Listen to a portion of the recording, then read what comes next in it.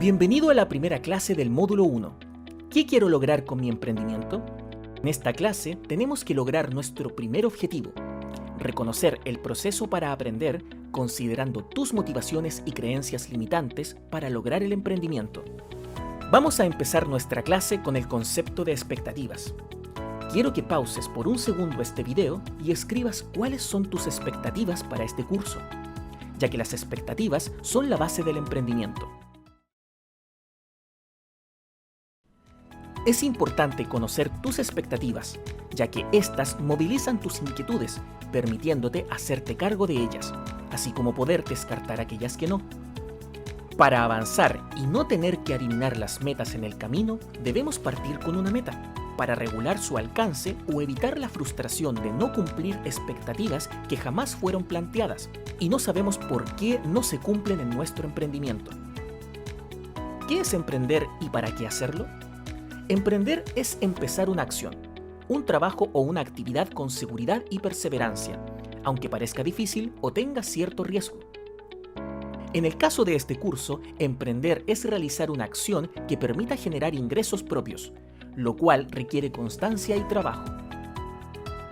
Emprender es un desafío porque propone una aventura a lo desconocido, tomar decisiones y aprender de los aciertos y los errores. Esto último es de gran importancia, ya que alcanzar el éxito no depende solo de las características de nuestro negocio o de nosotros mismos, sino de tener la capacidad de aprender, desarrollar nuevas habilidades y competencias como la escucha efectiva, la creatividad, la perseverancia, la tolerancia a la frustración y la comunicación efectiva, entre otras. En nuestro país existen más de 2 millones de microemprendedores, según las encuestas del Ministerio de Economía, de los cuales solo el 38,6% son mujeres. El emprendimiento permite el crecimiento del país, llegando con productos y servicios para solucionar las necesidades de las personas a lo largo de todo el país. El emprendimiento genera empleos locales, incrementa el ingreso de las familias, genera innovación, productos nuevos, pero sobre todo, aporta al desarrollo personal de quienes se atreven a este desafío. ¿Cuáles son tus razones para emprender de manera independiente? Mi escucha. Escuchar es percibir e interpretar. Cuando escuchamos, utilizamos todos los sentidos. Quiero que reflexiones sobre el siguiente ejemplo.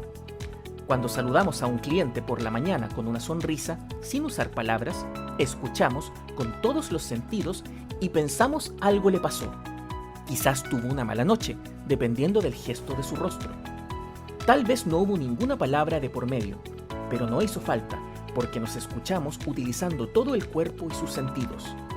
Esta forma de escuchar es una habilidad clave para emprender en un negocio, ya que gatilla un sinfín de oportunidades. Quizás alguien inventó el teléfono porque percibió que hacía falta una comunicación más inmediata que el correo, y se abrió una oportunidad para innovar que nadie había percibido anteriormente. La observación de mi realidad. No vemos las cosas como son, las vemos como somos. Seguramente te ocurrió que frente a una misma situación tienes una postura diferente a otras personas.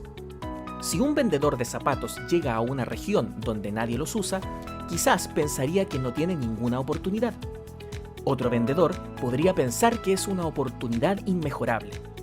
Esto ocurre porque no existe una sola realidad, sino observaciones de la realidad.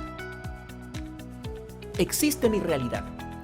Esto tiene que ver con el observador del mundo que cada persona es. Por lo tanto, influye también en esa realidad como yo soy e incluso cómo me expreso. Por otro lado, también es relevante la coherencia entre las palabras con las actitudes del cuerpo y la emoción tras el mensaje que mostramos. Todo esto constituye ese observador que soy yo. ¿Qué pasaría si digo, voy a lograr todas mis metas mirando hacia abajo y con una gran tristeza? El mensaje no es creíble.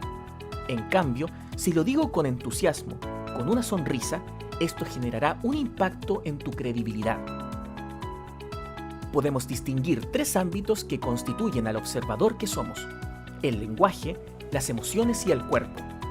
No se trata de 3 elementos separados, sino que en la práctica forman parte de un todo, el observador de la realidad. Hoy sabemos que las palabras constituyen solo el 7% de lo que comunicamos.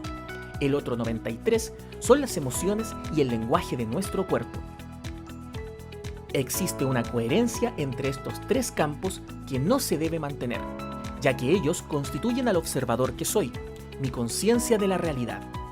Cuando utilizamos el lenguaje para interpretar un determinado asunto, tendremos emociones que serán coherentes con esas palabras y el cuerpo que moldeará a su vez a esas interpretaciones. El lenguaje es el primer elemento que debemos tener en consideración. El lenguaje tiene el poder de distinguir una cosa de otra. Me permite ver que algo es distinto al resto. Diferencia la forma del fondo. Sin distinciones, todo sería lo mismo, como cuando estamos inconscientes y todo es igual a lo demás. Vemos con nuestros ojos, pero observamos con estas distinciones. Por ejemplo, los esquimales distinguen 17 distinciones en el blanco que ven con sus ojos en la nieve, en cuál es seguro pisar, cuál se puede hundir, en cuál se puede hacer un agujero para pescar o en cuál es apropiado levantar un campamento. Más de una vez nos ha ocurrido que al pedir ayuda respecto a un tema, comenzamos a explicarlo todo. ¿Por qué las cosas son como son? Y terminamos teniendo razón de que efectivamente no hay salida, porque solo tenemos en cuenta nuestro punto de vista. Al no tener atención del observador que soy, probablemente no llegaré a ver ninguna solución, porque nuestra interpretación determina el horizonte de nuestras posibilidades. Antes de continuar, quiero que pienses en tus emociones y tu estado de ánimo. ¿Cómo te sientes hoy? ¿Cómo te has sentido estos meses? Junto con el lenguaje, las emociones y los estados de ánimo son otro factor a tomar en cuenta en el todo del observador que soy. El mundo es distinto si estamos deprimidos o si nos sentimos bien. Las emociones determinan mi predisposición para la acción. El miedo, la tristeza, la alegría son emociones todas necesarias, pero no son buenas ni malas, sino que dependiendo del contexto me ayudan más que otras a enfrentar las circunstancias. Por otro lado, los estados de ánimo son diferentes a las emociones, porque permanecen por más tiempo. Las emociones son gatilladas por un evento. Un mal día o una buena noticia pueden desencadenar una respuesta en nuestras emociones, pero contar con un buen estado de ánimo es una gran estrategia a la hora de emprender, ya que implica enfrentar una serie de desafíos que vienen por delante. Esto no significa que los problemas no van a existir, sino que los miraré con otra disposición, con optimismo, mirando el vaso medio lleno. Emoción. Esta palabra está vinculada a la raíz de la palabra movimiento.